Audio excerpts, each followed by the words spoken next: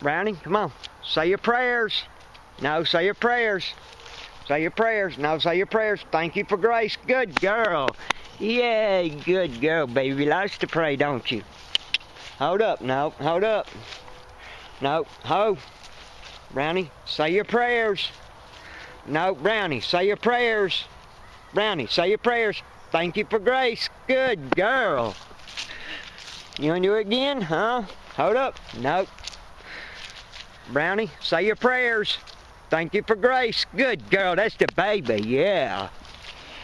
Yeah, it took me a little while to teach her that, you know. Well, she caught on going down, you know, but, you know, keeping her down the whole time, you know, I was saying a prayer. Yeah, Buddy's a good girl. Now, I had a family member of mine destroy. Now, one of my family members destroyed a blessing that King Jesus gave me. That's time with Jitterbug. But, yeah. Well, when she first found out that I had an aneurysm, man, that freaked that girl out, right? And, you know, I want to tell you, Jitterbug, it ain't over with yet. Because I got this awesome feeling that King Jesus is about to bless me with, I don't know, 35, 40 more years. He wants me to doing it, helping out others, and praising his name. But, what it was, okay. Jitterbug, she was wanting to spend the night with my mom. And I said, hey, you want to watch a movie? And she said, yeah. And it was Wonder. And she's been reading that in school, and she was so excited that me and her was going to watch a movie together. Well, my mom, somebody come by, visit my mom, and one of these persons that said that they didn't want to talk to me, right? Okay. We're watching a movie, right?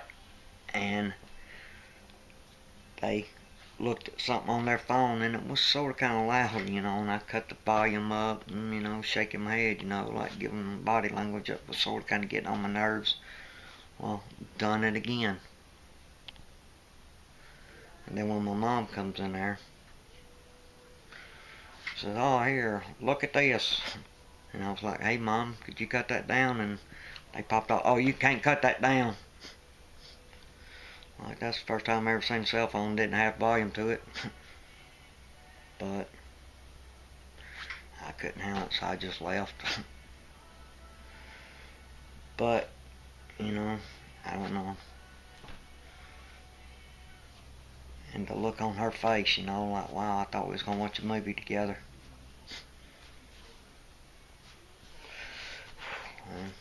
But, you know, why would you even do something like that? I mean, God almighty. Thought that was rude as hell. But some people just blow my mind, you know.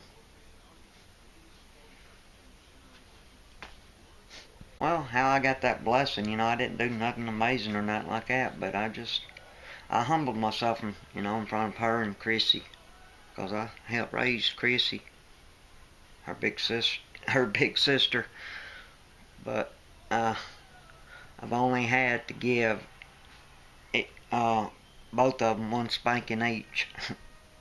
I mean, they would always mind me, you know, because one thing, you know, I would control them with love, you know. I talked to them, you know, like they were a human being.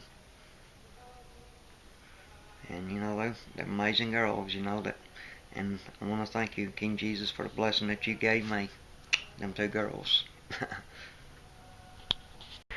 Here's where Aunt Linda lives.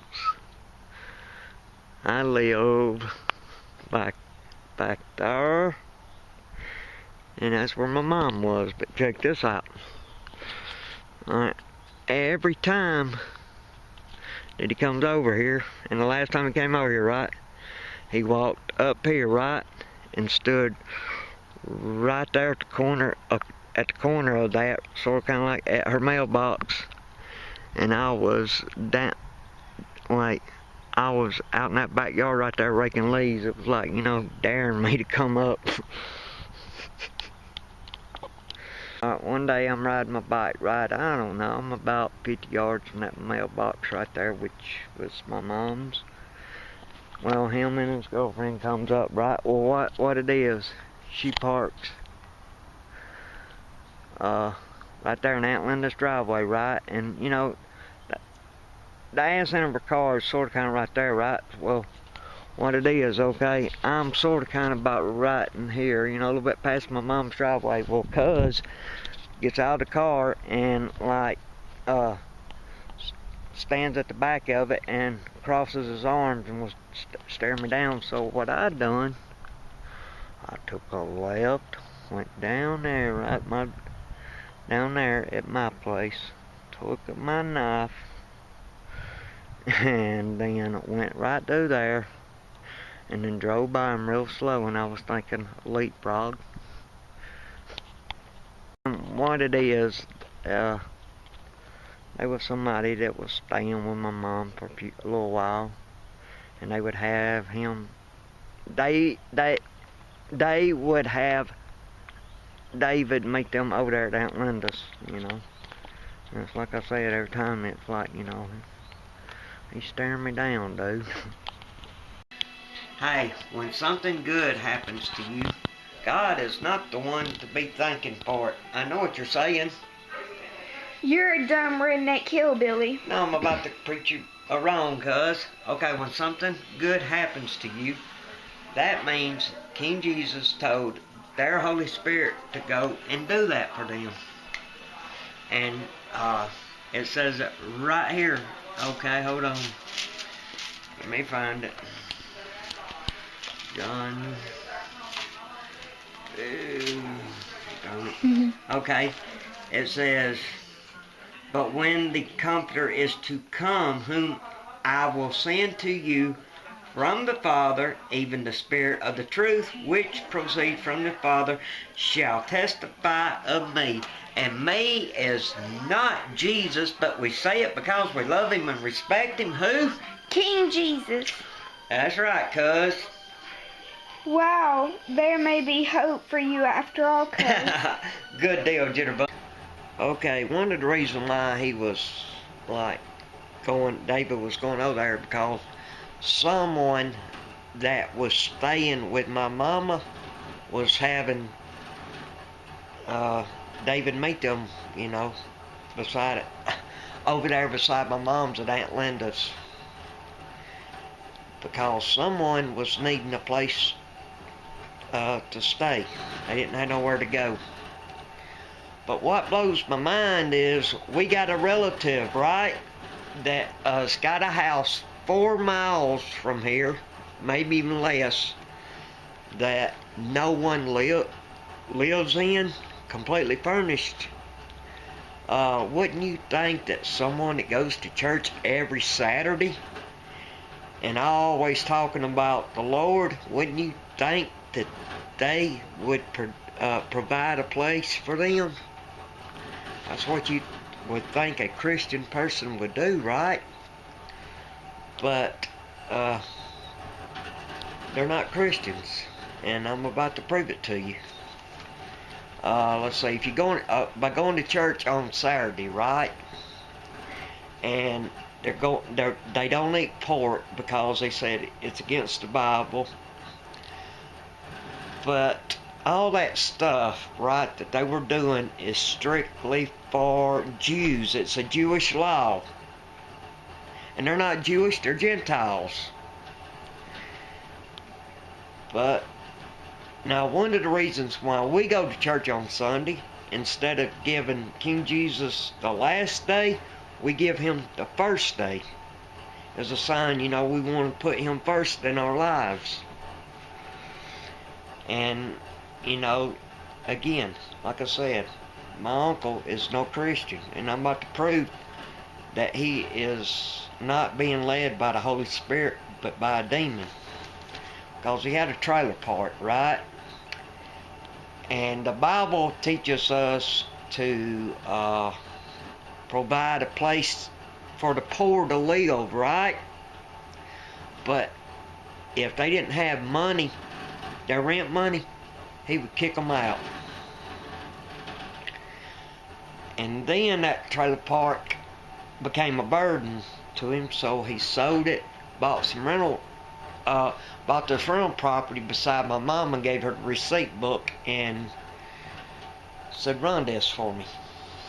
And we had so much drama out of it, you know. Like people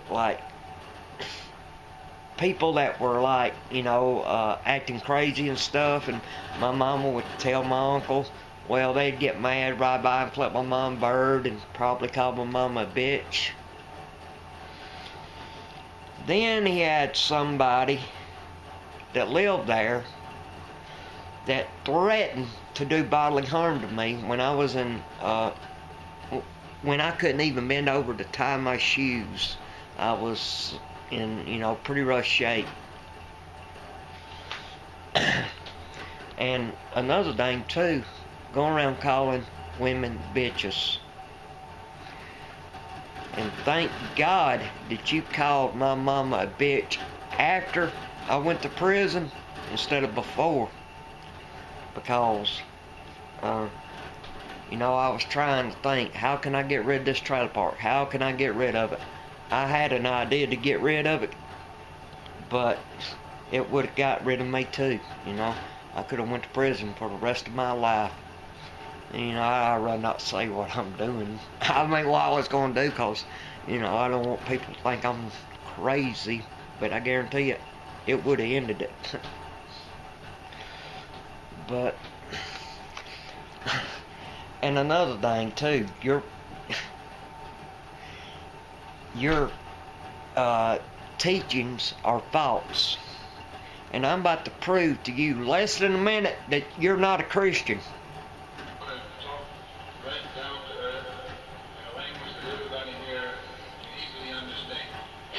Now, Galatians 1:8, anybody that preaches anything other than the gospel is accursed. Romans 6:14, we're not under no law, but we're under grace. Thank you, King Jesus, for that. Now, I want my dumb-ass Gentile uncle to